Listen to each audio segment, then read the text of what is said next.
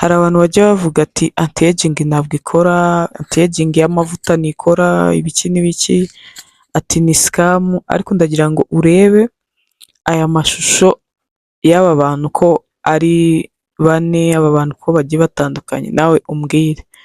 Ni ukuvuga ngo anti aging kwiyitaho ntabwo bigombera imyaka, kuko umuto muri bo ni nawe ugaragara nk'aho akuze cyane. Iyo utiyitayeho n'ubundi ukiri mutoya, niho usanga amavuta n'ubundi nta mumaro ari kuguha, niho usanga nta musaruro, ari nabwo biri kukugora cyangwa biri kugusaba kujya gukoresha botox kugira ngo ubone skin yawe iri kuglowinga nk'uko ubyifuza, cyangwa uri kubona amavuta ari kuguha rya toto wifuza. Niyo mpamvu biba byiza gutangira anti aging hakiri kare, niba ari sunscreen ukayitangira ugeze mu myaka 20, mbese ukaba seriye nayo, kuko sunscreen burya nubwo tuvuga ngo uyikoreshe uri mukuru, ariko buriya n'umwana w'umwaka umwe arayemerewe, umuntu uwo ari we wese arayemerewe, ariko ukwiye kuba seriye niba ugeze mu myaka 20 ugatangira gukoresha vitamin C hamwe na sunscreen uko bikwiye, biranagufasha. Ni nabyo bituma ujya gutangira ya anti aging ugasanga skin yawe nyine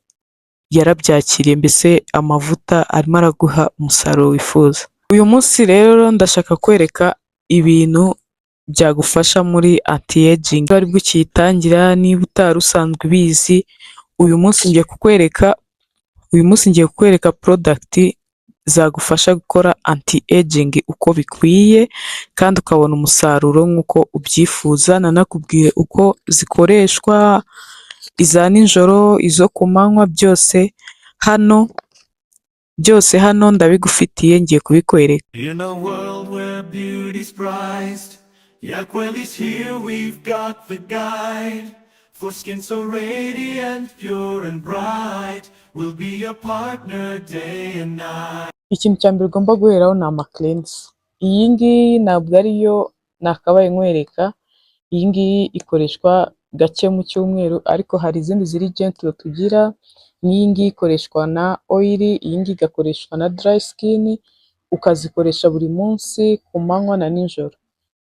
Ama-cleanser ni intangiriro nziza yo kugira skin nziza, kuko zigufasha kuba uruhu rwawe rwakwakira bya bindi bishya ugiye kuruha, kandi ntabwo zumisha uruhu, nta nubwo zituma uruhu rwawe ruba dehydrated cyangwa ngo pH ihindagurike. Ibyo ngibyo bituma amavuta yawe atanga umusaruro uko bikwiye.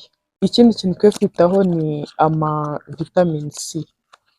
Vitamin C ziragorana kugira ngo uzabone igukorera, bisaba ngo uzenguruke urebe ama vitamin C agiye atandukanye. Rero ugize amahirwe aka kacu kakagukorera, waba wishe inyoni ebyiri icyarimwe, kuko kanakuraho ama dark spot, kanatuma uruhu rwegerana ruba plumpy, ukabona uruhu rufite elasticité nziza, collagen ukabona iri kwiyongera. Mbese niba ushaka glow yo koresha iyi vitamin C, uzanshimira nyuma. Ikindi kintu ukwiye kwitaho cyane ni izi ngizi sunscreen. Sunscreen utayikoresheje, ibindi byose ndi bukwereke, ibindi byose ndi buvugeho, nta kintu byakumarira, kuko iyo turi gukura n'ubundi izuba niryo rikunda kutwangiza cyane. Iyo utaryirinda n'ubundi bya bindi uri kuvunikira ntabwo bigerwaho. Anti aging ntabwo yashoboka utirinze izuba, kuko n'ubundi izuba niryo rirya collagen yawe, izuba niryo rituma amazi agabanuka cyane mu ruhu. Mbese ushaka glow y'igihe kirekire, ushaka gukora anti aging uko bikwiye, koresha sunscreen yawe neza kandi ukore na reapplication. Mbese nyuma y'amasaha 2 cyangwa 3 wongere wisige sunscreen, kandi ukisiga sunscreen ihagije. Ibyo ngibyo bizaguha umusaruro. Ikintu ukwiye kwitaho, nubwo benshi batakunda kucyitaho, ni hyaluronic acid. Hyaluronic acid dusanzwe tuyifite mu ruhu rwacu. Rero uko tugenda dukura igenda igabanuka, ishobora guterwa na TEWIL, transepidermal water loss, amazi akagabanuka mu ruhu rwawe, skin ukabona iri kuzana iminkanyari kubera amazi yagiye agabanuka. Rero ushaka ko uruhu rwawe ruba plumpy, rubyibuhamo, ukoresha hyaluronic acid. Hyaluronic acid ni ingredient nziza cyane, kandi inafasha na ya retinol yawe kuba uruhu rwawe rutazana ama irritation ya hato na hato, kandi n'uruhu rwawe niba rwangijwe na za anti aging irabikaruma. hyaluronic acid niba ushaka skin ifite glow ibyimbyemo, iyi ngiyi ni ngombwa. Ikindi uzakenera ni amaretinol. Retinol nkunda kuzivugaho cyane, ndanagushiramo video ndende izayigusobanurira, kuko retinol zo ni ngombwa kuri aging skin, kuko niba waranazanye n'iminkanyari izagufasha uruhu rwawe kuba rwakwegerana, uruhu rwawe kuba kuraho ya minkanyari, rwavaho ama dark spot, ingaruka z'uko izuba ryakwangije byose retinol nicyo kintu kizabyerimina ukabona biri kuvaho kandi bitagoranye. Mbese niba ushaka skin nziza, retinol yigire inshuti. Retinol ni ngombwa cyane cyane niba ufite imyaka 25 kuzamura, gusa ukamakinga sure ko udatwite cyangwa utari guteganya gutwita vuba. Ibyo ngibyo nibyo bizagufasha. Ikindi uzakenera ni ukugira moisturizer, ariko bibaye byiza wagira izi moisturizer z'abantu bakuru. No ku manywa ukamakinga sure ko ukoresha moisturizer, kuko iyo udakoresha moisturizer nibwo y'amazi uyatakaza. Noneho moisturizer z'abantu bakuru zo ziba zirimo na bya binure tugenda dutakaza iyo turi gukura, bya binure dutakaza.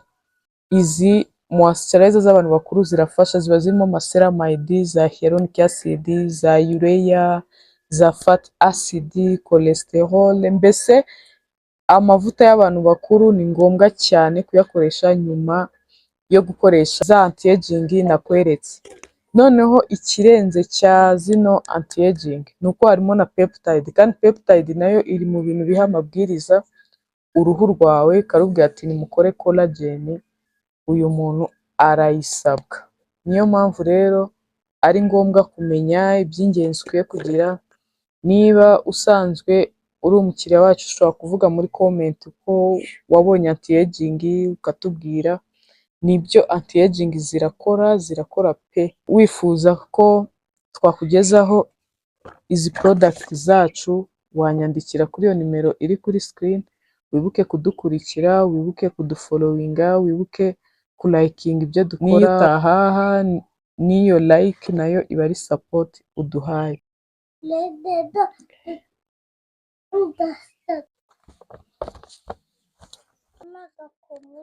Oya, ngagenda.